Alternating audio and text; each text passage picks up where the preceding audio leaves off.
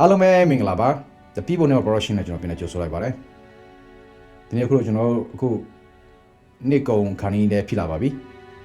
နေ့တစ်ကူအချိန်ကရောက်လာပြီเนาะတလကျော်လို့ရเนาะအဲဆိုတော့ကျွန်တော်တို့လူအများဆုံးတော့ The New Year တွေ ပြင်ဆင်နေရကြတဲ့အချိန်နေရဖြစ်ပါတယ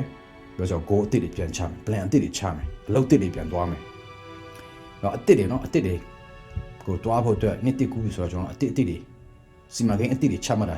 ျမှတ်လေးရှိရအားလုံးကကျွန်တော်လည်းလိုပဲနော်အများကြီး goal တွေရှိရဲဘယ်လိုဒီနေ့မှာပါလုပ်သွားမယ်ဆိုတာတွေကျွန်တော်ရဲ့ဒီပန်းတိုင်တွေပေါ့ဒီနေ့စာအတွက်ပန်းတိုင်တွေရှိရဲဒါပေမဲ့ကျွန်တော်တခုမေ့နေတာကတော့အများဆုံးလုပ်ဖို့မေ့နေတာတော့ဒီပြီးခဲ့တဲ့နှစ်ထဲကလွန်ခဲ့တဲ့ဒီကျွန်တော်နှစ်အဟောင်းထဲမှာကျွန်တော်ဘယ်လိုမျိုးဖြတ်တန်းခဲ့တယ်လဲဘယ်လိုမျိုးဘယ်အရာတွေကိုကျွန်တော်တို့ကကောင်းမွန်လုပ်ခဲ့ပြီးလဲဘယ်အရာတွေကကျွန်တော်ကြာရှုံးနေတည်ရတယ်ဘယ်အရာတွေကကျွန်တော်ပိုကောင်းလုပ်ရမယ်ဆိုတော့ပြောဆိုတော့ reflection ပေါ့နော် reflection နဲ့ကျွန်တော်အရေးကြီးတော့ကျွန်တော်တွေ့ရတယ် reflection လို့ပြောတဲ့အချိန်မှာကျွန်တော်ဒီတစ်နေ့လုံးစာကျွန်တော်စီမံဘယ်လိုပြောမလဲပြန်နေစစ်တာပေါ့ကျွန်တော်ဆို appraisal ပေါ့ appraisal self ဒီတော့ကျွန်တော်တို့ self appraisal လုပ်ရမယ်လို့ကျွန်တော်ထင်တယ်ဘာလို့ဆို appraisal ဆိုတော့ကျွန်တော်ဒီ USA မှာဆိုတော့အိမ်ဝယ်လို့ချင်းကျွန်တော်အိမ်ဝယ်ခင်မှာကျွန်တော် appraisal လုပ်ရတယ်နော်ဒီအိမ်ကဘယ်လောက်တန်လဲဒီအိမ်ကဘယ်နှခုနှစ်ကစောက်တယ်ပြီးလို့ရှိရင်ဒီအိမ်ဘယ်လိုမျိုးလဲကျွန်တော်အိမ်ဝယ်ခင်မှာသူဈေးနှုန်းမတတ်မှတ်ခင်ပါနော်အဲ့ဆိုဒီဈေးနှုန်းအိမ်ကဘယ်လောက်တန်လဲဈေးနှုန်းကိုတတ်မှတ်ဆိုဒီ appraisal လို့ရှိတယ်ဘယ်လို person ပေးရမလား check ခိုင်းလို့ရှိရင်ဒီ common အစားဈေးတွေဘယ်လိုမျိုးပဲခုနှစ်ကဘာနော်ထဲမှာရှိရဆက်ပစ္စည်းတွေအဲ့လိုမျိုးတော့ဘယ်လောက်တန်လဲဆိုတော့ဈေးနှုန်းဆုံးဖြတ်ပေးရမှာနော်အဲ့လိုပဲကျွန်တော်တန်ဖိုးတစ်ခုဆုံးဖြတ်ဖို့အတွက်ကျွန်တော် self appraisal ကျွန်တော် every year ကျွန်တော်လုပ်ဖို့လိုမလို့ကျွန်တော်ထင်တယ်ဘာလို့ဆိုတော့ကျွန်တော် goal တွေပဲချမှတ်ပြီးမှတွားနေချင်မှာစီမံကိန်းတွေကျွန်တော် plan တွေလုပ်ပြီးမှတွားတဲ့အချိန်မှာကျွန်တော်ဒီလုပ်ခဲ့ပြီးတဲ့အရာတွေကျွန်တော်ပြန် reflect လုပ်ဖို့မေးနေပြန်စစ်စစ်ရမှာပြောမှဆိုတော့ပြန်စစ်စစ်ဖို့ကျွန်တော်တော့အများဆုံးမိကြတယ်ဘာလို့ဆိုဒီနေ့တိမ်မှာကျွန်တော်ဆိုရင်အဲ့ကျွန်တော်မနေ့ကကျွန်တော်ဒီနေ့မျိုး reflection ကျွန်တော်လုပ်တယ်နော်ဒီနေ့ကျော်လုပ်တယ်ကျွန်တော်အများကြီးပြန်လဲကိုဘယ်အရာတွေကကိုယ်မှာအားနေနေသေးလဲဒါပေမဲ့ဘယ်အရာတွေကကျွန်တော်တို့ပြုပြင်ပြောင်းလဲဖို့လိုတယ်လဲပြန်တခါတော့ကျွန်တော်တို့ကိုအများကြီးဂတိအများကြီးပေးတယ်ဟာတင်ဒါလုပ်မယ်ဆိုတော့မှမလုပ်ဖြစ်တဲ့ရတယ်အများကြီးရှိရနော်ညဒါလုပ်မယ်ဆိုတော့တစ်ပတ်လောက်တော့စိတ်ကထက်တာတော့ပျောက်သွားတာအများကြီးရှိတယ်ဘယ်လိုဆိုဒီကျွန်တော် keep promising ourselves but never keep the promise you know အဲ့ဆိုတော့ကျွန်တော် promise ကိုကျွန်တော်ကကိုဂတိတွေပေးအများကြီးပေးထားတော့မှအဲ့ဂတိတွေကိုကျွန်တော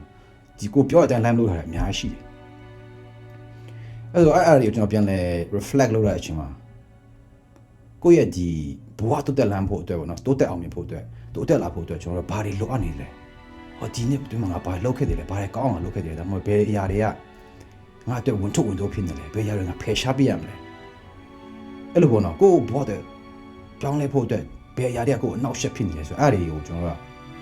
reflection လုပ်ချင်အများတွေ့ရတယ်နော်ငါအတွက်နောက်နေစေတဲ့အရာတွေဒါဘယ်အရာတွေဖြစ်နေလဲဆိုတော့ကျွန်တော်ပြန်လဲ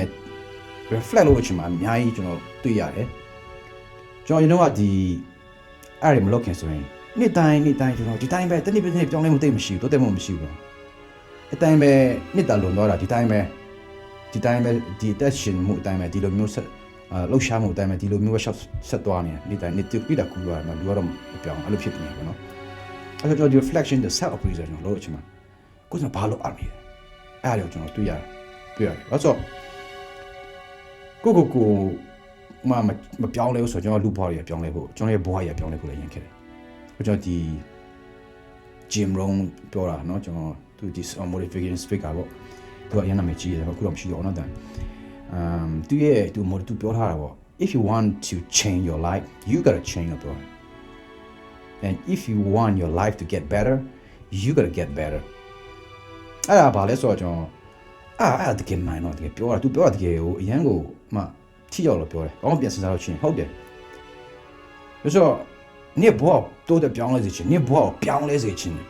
တစ်တဲ့ဘဝကောင်းမတဲ့ဘဝကိုပြောင်းစေချင်တော့ကိုယ့်ကိုအရင်ဆုံးပြောင်းလဲရမယ်ကိုယ့်ကိုကောင်းမွန်အရင်ဆုံးလုပ်ရမယ်ဆိုတော့ပြောတယ်အဲ့တော့တကယ်ကျွန်တော်လည်းပြန်စဉ်းစားတော့ဟုတ်တယ်လို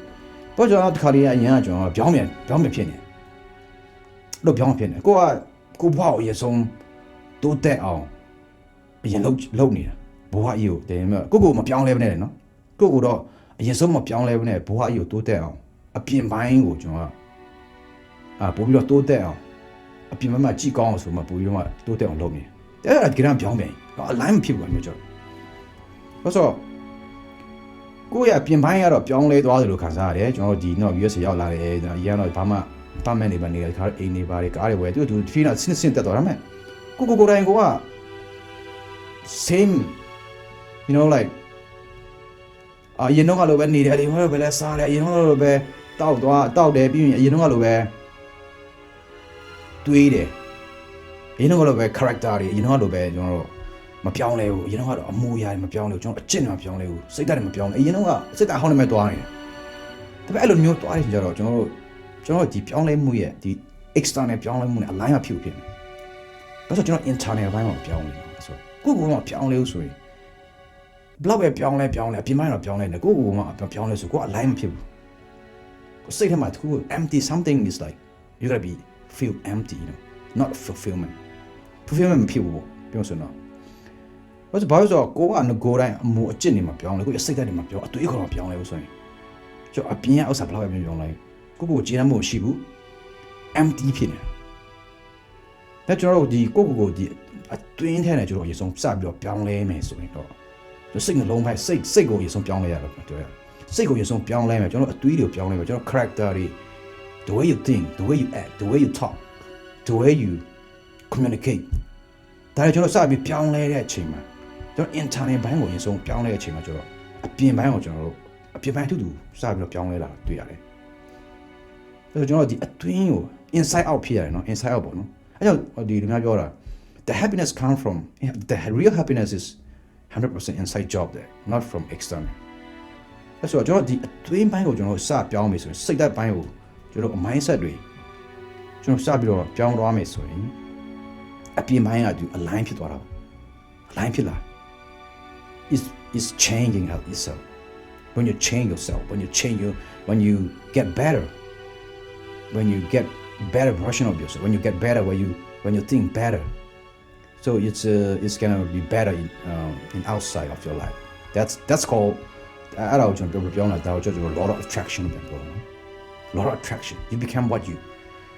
you attract what you become so ကိုက attract ဖြစ်လာတော့ပြောဆိုတော့ကိုကဒီတော့ကတော့ကျွန်တော်တို့ကကိုက like ပြီးတော့မှ like ရှာနေရ like ရှာနေဆိုတော့ကိုကစူးစမ်းလို့ရဒါပေမဲ့ကိုဒီမျိုးပြောင်းလဲမယ်အတွေးခေါ်တယ်ကျွန်တော်ပြောင်းလဲအပြောဆိုပြောင်းလဲမယ်ဆိုရင်ကျွန်တော်ရဲ့ဒီတန်ဖိုးကတဖြည်းဖြည်းမြင့်သွားတာပေါ့နော်တန်ဖိုးကကျွန်တော် value ကတဖြည်းဖြည်းမြင့်လာတဲ့အချိန်မှာကျွန်တော်အဲ့ value နဲ့တိုက်ဆိုင်တဲ့အရာတွေကျွန်တော်စီမှာ line ဖြစ်သွားတာ line ဖြစ်လာတာအဲ့ဆိုတော့ကျွန်တော်ဒီဘယ်ပြောမလဲကျွန်တော်မြန်မာစကားပုံကလည်းရှိရနော်ဒီစိတ်ချမ်းသာမှလူချမ်းသာမယ်အဲ့ဆိုစိတ်ချမ်းသာပြီဆိုရင်ကျွန်တော်တို့ကချမ်းသာဖို့လည်းဖြစ်သွားပြီကျွန်တော်တို့ကစိတ်ချမ်းသာဖို့ပျော်ရွှင်ဖို့အတွက်ကျွန်တော်တို့ကကိုလိုချင်တဲ့အရင်လိုက်ရှာတော့ဒါလုံးဝဒီကားဒီအိပတ်စံဘန်ထဲမှာအကောင့်ပတ်စံဘလောက်ရှိမှစုထားမိမှဒါမှမဟုတ်ကျမကြီးကောင်းလာမှပြီးလို့ရှိရင်ဘယ်ပြောမလဲအကိုလိုချင်တဲ့အလုပ်ရမှဒီလစာတိုးမှစိတ်ပြောမယ်ဒါမှပြောင်းလဲမယ်ဆိုတဲ့စိတ်နဲ့အမျိုးတွိုင်းတော့ကျွန်တော်တို့ပြောင်းလဲမှုတွေးရှိမှမဟုတ်လို့ကျွန်တော်တွေ့ရတယ်အဲ့ဆိုတော့ကျွန်တော်အထင်ပြောရမယ်ကျွန်တော်ရဲ့ဖြစ်ခဲ့မှုတွေအရာပေါ့ကျွန်တော်အရင်တော့ဆိုရင်အဲ့ကျွန်တော်ကအပြင်ပိုင်းကိုကျွန်တော်စာပြီးပြောင်းလဲအတွင်းပိုင်းကိုစာပြီးပြောင်းလဲ inside out ကျွန်တော်သွားမယ်ဆိုရင် when you change inside when you change your internal world so the external world will coming is automatically changing အဲ့တော့ကျွန်တော်တွေ့ရတယ်အဲ့ဆိုတော့ကျွန်တော်ရဲ့ဘဝ